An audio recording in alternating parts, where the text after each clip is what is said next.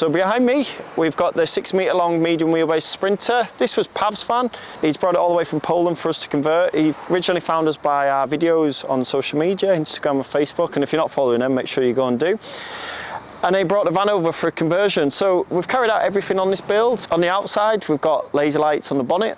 He got it sprayed. It was originally white, so he's chose the racing green Porsche racing green. So it came as that, and then we've added oh god, I'm making some mistakes today, but we'll carry on. Some bronze alloys from Rogue Alloys and all-terrain tyres. We got APW to make us some sidebars, a back cargo plate on the back doors, which you'll see in a second. We've had Cole Custom make us the wheel carrier, which we'll have a little walk round. We've used, so for Pav, he wanted it to be a mobile office / 4-berth camper van. So we've added the ATek Pop-Top Roof on, which really just adds loads of space there, because that is 2 metres from the hatch to the back, sleeping, and 1.4 metres wide. So you've got a massive double bed up there, and it allows us down below to, well, we've still got a bed, but we don't have to focus on that being the main bed. But we'll have a look at that once we get inside. We've got 2 side pods. The side step follows down this side. We've got 2 side pods with opening windows on both sides. Just allows it to be 6'5" when you sleep across, because as the Sprinters and the Crafters all curve in, unlike the Peugeots and the Fiats, so you need extending sleeping pods on these, which work really well, and it really does look good. So 2 pods on the side as we go around. Oh, we've added these as well for when he's off-roading, or I just want to see next to him, more lights. The Cole Hill Custom wheel carrier, and then we've got the APW plate, which we're just waiting on that storage box. While we're at the back, if you focus on the roof a little bit, you'll see we've got the solar panels. I think it's a 250 watt solar panel on this, and then we've got the Avtex Internet, SIM card internet, dual SIM to give his Wi-Fi, but we've also got the Starlink mounted on the roof as well, so he's got 2 means of internet if he needs it, because he does do a lot of remote work and internet is key for him, so we've covered all aspects by putting both on. We've got the Wolf Box camera, which is a rear view reversing camera, dash cam out the front, and a live action driving camera, so it's like having a mirror. What's that mirror called up top? Your central mirror, yeah, let's go with that bin. Rear view mirror. Rear view mirror, yeah, so that replaces that. It's got extra lights at the bottom for when he's reversing, and he got the lights upgraded to the newer ones. But all in all, this van from the outside looks amazing. Thule awning on the side, we added that.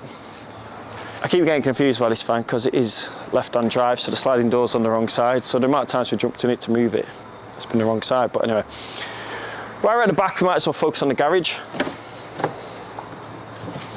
In here, we've got a full lithium setup, so we've got a 628 amp lithium battery which lives under here. We've got a 3000 MultiPlus 2 inverter what comes off the battery, and that gives him 230 power throughout the van, and his appliances like the Induction hob, which you'll see in a second. We've also got some European plugs as well, so we've got a mixture of both for when he's in different countries. And then electrical system, we've gone for the 50 amp DC to DC Victron. We've got the 20 amp solar panel charger. We've got the full Savvy Van system, and how we like to set them up is on a box, and all the wires go into the box behind it, and then we just mount it to the front with the fuse holder. We've got the Lynx distributor, and that's all your main fuses, what inverter and everything else comes off. So that's all housed in this cupboard. Behind here, we've got a little storage cupboard, and you'll see why that isn't a walk through when we get in the van. On this side, we've got the Truma 4E diesel and the water pumps in there. We've got a nice little shelf above it. That takes up that space, and we've got extra storage in this cupboard. We've also added, there's a light here, a cove lighting. Can't really see it in this daylight, but there's a cove lighting hid behind here, and we've also got an external shower point. So then, if you go to the beach or you're just out and about and you just want to rinse off or even wash the dog, you can just plug your shower hose into there and you can do that. Back doors is this nice wheat carpet and the stone suede liner. We've got van shades blinds on the back, which we made some pods for, because they don't actually do a full pod for them, but that just covers up the back windows. And yeah, you still get a lot of for a small van, you still get a good amount of storage in the back as well, so you can put all your deck chairs in there, whatever you need to carry really. But we'll have a look on inside this side door. Got a nice awning light above there as well, all ran off the Savvy control panel. So as you get in, you'll see the telescopic ladders. Now I've set these up just to show you the roof first, but to get up into the roof, because it is a tall van and you can stand up in the inside, you do need some form of ladders. And without putting a fixed thing in, the telescopic ladders work really well. So I'll put them down, but that's how you get up into the pop top. They just go stored out the way and they can live up here.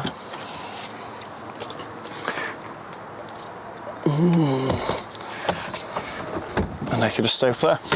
So yeah, ATek Pop-Top, sleep 2 people up there. We've got the rear bed where you can sleep 2 people as well.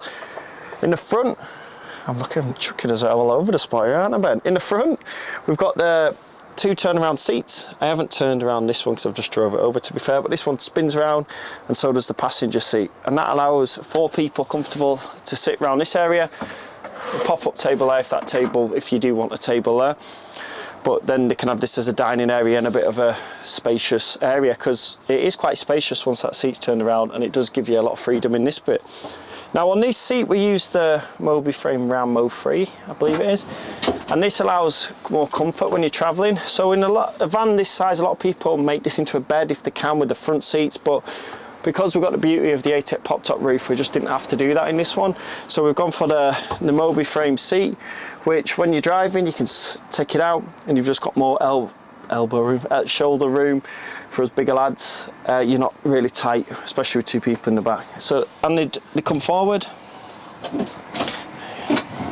And you've also got recline on it somewhere, like that. So you can, a bit more luxury, especially when you're parked up on a campsite as well and you just want to chill out a bit more. So yeah, it's really smart. Table's built mainly for a laptop with a higher top here and a mouse here, because then when you're sat here, table is just removable as well if you need one in. Be in your laptop holder there, and then when you're not using that you can just spin it in and leaves loads of room to get in and about. Pav had the seat belts redone in the racing green to match the outside, which works really well, and he's also had his logo put in the seats, which looks really cool. So yeah, that's the front bit, barring the blinds. So we've got the Remy Clad blinds throughout the front, which just gives you that privacy. He says with that one open, oh, I never clip.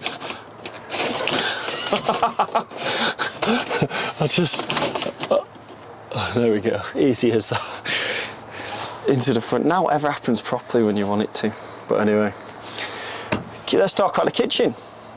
So here we've got the 2-ring induction hob, and that can run purely off the leisure battery if needed to, or if you're on hookup you can just use site power. Next to that we've got the copper sink. Pav, he knew exactly what he wanted, and he wanted a copper sink, and we found this one, so we fitted it. It works really well with the theme, with the wood and the yellow splashback, which you'll see in a sec. So we went for the copper tap. That applies the hot and cold water. And then at the end we've got the wireless charger all in the worktop. So that's your sort of kitchen area, and when you pop this up you do get a good bit of space. And then that we left that open so you can use your sockets through that because they're mounted in the end as well. Now also in this we've got the microwave. Again, runs off the inverter if needs be, or if you're on site you can use that. Below that we've got storage, and then next to that we've got more storage, and then more storage at the end, and a cutlery drawer above. So that works really well.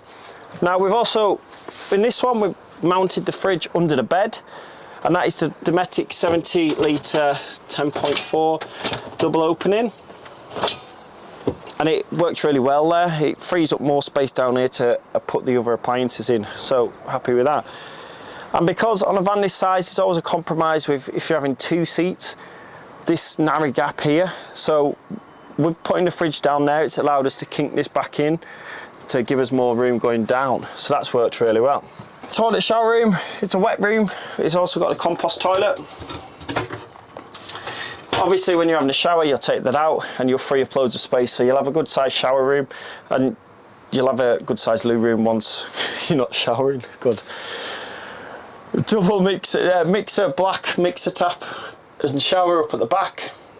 and just LED lights in the ceiling. We've gone for a bamboo bottom, which the toilet sits on, and then a tambour door line sliding door. So that is a nice, neat little size without being too big or too small. It does all its purposes, and it doesn't take up all the space in the van, which is quite key.